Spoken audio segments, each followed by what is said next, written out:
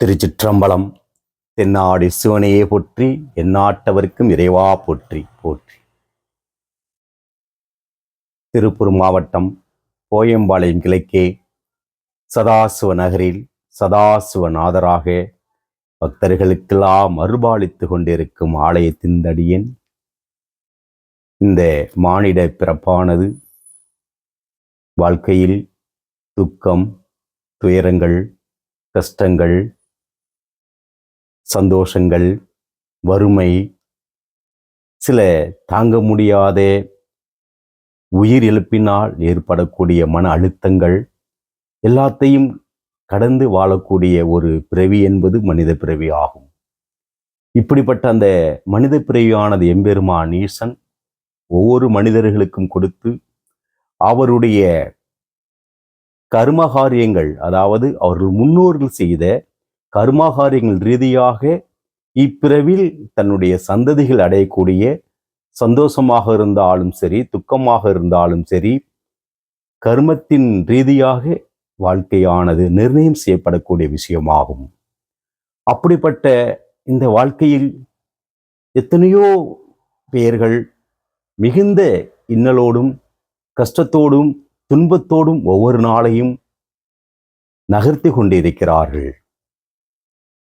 சில பேர்கள் வாழ்க்கையில் எல்லா வகையான செல்வங்களையும் இறைவன் கொடுத்து எண்ணற்ற வகையான பொருளாதாரத்தை கொடுத்தும் கூட அவர்களுக்கு சந்தோஷம் இல்லாத ஒரு வாழ்க்கையை இறைவன் அமைத்திருக்கின்றார். ஒரு சில பேர்களுக்கு பொருளாதாரத்தில் எதுவுமே இல்லாமல் வறுமையில் வாடினாலும் கூட தாம் இருக்கின்ற பொருளை வைத்து மிக சந்தோஷமாக இன்றைக்கு வாழ்ந்து கொண்டு இருப்பவர்களும் இருக்கிறார்கள்.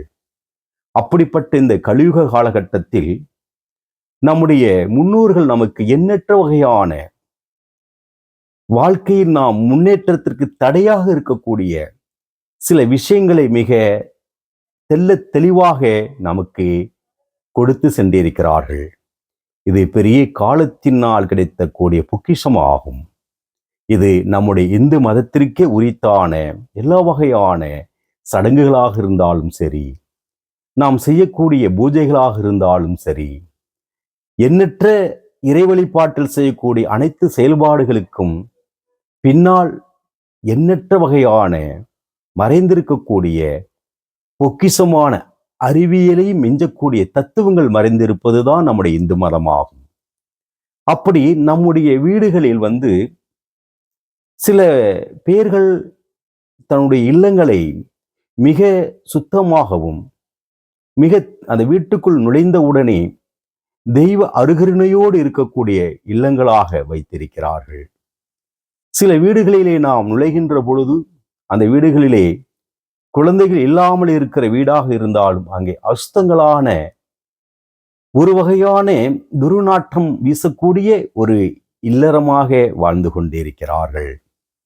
இப்படி வாழ்கின்ற சமயத்தில் நாம் அடிக்கடி சொல்வதை போல நாம் செயல்பாடுகள் எவ்வாறு இருக்கின்றதோ அதை பொறுத்துதான் நம்மளுடைய எதிர்காலமானது நிர்ணயம் செய்யப்படுகிறது. அப்போ ஒரு வீடுகளில் தேவையற்ற சில பொருள்களை எல்லாம் குவித்து வைத்திருப்பார்கள். இது அவர்களுக்கு நேர்மறையான ஆற்றலை தரக்கூடிய விஷயங்கள் என்று அவர்களுக்கு தெரியுமோ அல்லது தெரியாதோ அவ்வாறு சில உபயோகப்படாத சில பொருள்களினால் அந்த வீடுகளிலே சில கஷ்டங்களையும் துன்பங்களையும் தரக்கூடிய விஷயங்களாகும். அப்படி ஒரு 10 வகையான பொருள்களை நம்முடைய சாஸ்திரங்கள் சொல்லக்கூடிய விஷயங்களாகும். இப்போ நாம் பார்த்திருப்போம், நிறைய வீடுகளிலே பார்க்கின்ற சமயத்தில் நாம் என்ன பண்ணுவோம்னா, நாம் அணிந்திருக்கக்கூடிய அந்த செப்பலானது, மிதியடியானது, செப்பல் நல்லா தையாமல் புதிதாக இருக்கும். அவருடைய மேலே இருக்கக்கூடிய வார்கள் என்ன பண்ண அருந்து போயிருக்கும் அல்லது பிஞ்சு இருக்கும். அதை என்ன பண்ணிடுவோம், நாம் எடுத்து பத்திரமாக ஒரு இடத்திலே சுரி வைத்திருப்பார்கள் வீடுகளிலே. அப்ப இது போல அந்த அருந்து போன மிதியடிகள் அல்லது தேய்ந்து போன மிதியடிகளை இது எதற்காக ஒரு காரணத்திற்கு நம்ம உதவும், ஏதோ ஒரு சூழ்நிலையில் இந்த மிதியடியை நாம் பயன்படுத்திக் கொள்ளலாம் என்று அது மாதிரி மிதியடிகள், அருந்த மிதியடிகளை வீட்டுக்குள் வைப்பது ஒரு துரதிருஷ்டவசமான விஷயமாகும். அதை உடனடியாக என்ன பண்ணிடணும், தூக்கி வீசிடணும். அது எப்படிப்பட்ட மிதியடியாக இருந்தாலும் சரி, அல்லது ஷூவாக இருந்தாலும் சரி, அதை எடுத்து என்ன பண்ணிடணும், நாம் எடுத்து வீசுவது மிக உன்னதமான செயலாகும். அதுக்கப்புறம் சில வீடுகளை பார்த்தோம்னாக்க இந்த கடிகாரங்கள் என்ன பண்ணும், ஓடவே ஓடாது. அவர்கள் அழகாக அந்த சுவற்றிலே மாட்டி வைத்திருப்பார்கள். அந்த கடிகாரம் என்ன பண்ணாது, ஓடாது. ஓடாத கடிகாரத்தை என்ன பண்ணியிருப்பார்கள், வைத்திருப்பார்கள். அந்த ஓடாத கடிகாரத்தை நாம் வீட்டில் வைத்திருக்கின்ற காரணத்தினால் அந்த கடிகாரம் சுத்தக்கூடிய அந்த சுழற்சியானது நாம் கருவறையை, அதாவது கோயிலை நாம் சுட்டு வரக்கூடிய சுழற்சி ஆகும். அது நிற்கின்ற சமயத்தில் தம்முடைய வீடுகளிலே கஷ்டங்களை தரக்கூடிய விஷயங்களாகும். அப்படிப்பட்ட கடிகாரத்தை நாம் உடனடியாக அப்புறப்படுத்திவிட வேண்டும். அதுக்கப்புறம் பார்த்தோம்னா சில வீடுகளிலே துணிகளை மிகுந்த பழைய துணிகளாக இருக்கும், கந்தலான துணிகள். அந்த கந்தலான துணிகளை என்ன பண்ணியிருப்பார்கள், அப்படியே சேமித்து சேமித்து வைத்திருப்பார்கள். அதை வைத்து என்ன பண்ணுவார்கள், யாரும் இல்லாத ஒரு ஒரு ஏழைகளுக்கு, அதாவது கிழிந்த துணிகளை தரக்கூடிய விஷயங்களாகும். அப்படி கொடுப்பது மகா பாவமாகும். அப்படி கிழிந்த துணிகளை தாம் வீடில் வைத்திருப்பது மிக மிக பெரிய பாவச் செயலாகும். அதாவது ரொம்ப நைந்து போன துணிகளை, யாருக்காவது நம்முடைய வஸ்திரங்களை தானமாக செய்தால் புதிதாக ஒரு வஸ்திரத்தை வாங்கி தானம் செய்ய வேண்டுமே தவிர பழைய வஸ்திரத்தை தானம் செய்வது மகா பாவம் என்று நம்முடைய சாஸ்திரம் சொல்லக்கூடிய விஷயமாகும். அதுக்கப்புறம் பார்த்தோம்னா இது மிக முக்கியமான விஷயம். இது நிறைய வகையான வீடுகளிலே பெண்கள் செய்யக்கூடிய விஷயங்களாகும். அந்த தலைமுடிகளை சீவுவார்கள். அந்த தலைமுடிகளை சீவி என்ன பண்ணுவார்கள், உதிர்ந்த முடிகளை எல்லாம் தன் விரல்களால் என்ன பண்ணுவார்கள், சுத்தி வைப்பார்கள். விரலினால் சுத்தி வைத்து அந்த முடிகளை வீட்டிலே ஏதோ ஒரு மூலையில் சுருகி வைத்திருப்பார்கள். இப்ப பார்த்தோம்னா அந்த முடிகளை வாங்குவதற்கு நிறைய பேர்கள் என்ன பண்ணுகிறார்கள், வீதிகளை வருகிறார்கள். அப்படி தன் தலையிலிருந்து உதிர்ந்த அந்த முடிகளை நாம் வீடுகளில் சேகரித்து வைப்பது, இதுவும் கஷ்டத்தை தரக்கூடிய மிக பெரிய பாவ செயலாக நம் சாஸ்திரங்கள் சொல்லக்கூடிய விஷயமாகும். அதுக்கப்புறம் பார்த்தோம்னா வீடுகளில் நிறைய வகையான போட்டாக்கள்லாம் வச்சிருப்போம். சில சுவாமி போட்டாக்கள் அல்லது நம்முடைய குடும்பத்தில் இருப்பவருடைய போட்டோக்கள்லாம் வைத்திருப்போம். இந்த போட்டோக்கள்லாம் பார்த்தோம்னா சில வீடுகளிலே துடைக்க மாட்டார்கள். அப்படியே பார்த்தா நிறைய அழுக்குகள், தூசிகள் படிந்து படிந்து இருக்கும்.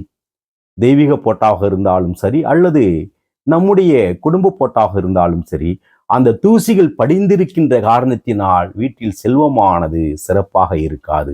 ஆகையினால் அதையெல்லாம் என்ன பண்ண வேண்டும், வாரத்திற்கு ஒரு முறை அல்லது 15 நாளைக்கு ஒரு முறையாவது தூய்மையாக சுத்தம் செய்து இறை வழிபாடு செய்கின்ற சமயத்தில் அங்கே மிகுந்த இறையருள் நிறைந்த ஒரு இல்லமாக விளங்கக்கூடியதாக நம்முடைய சாஸ்திரம் சொல்லக்கூடிய விஷயமாகும்.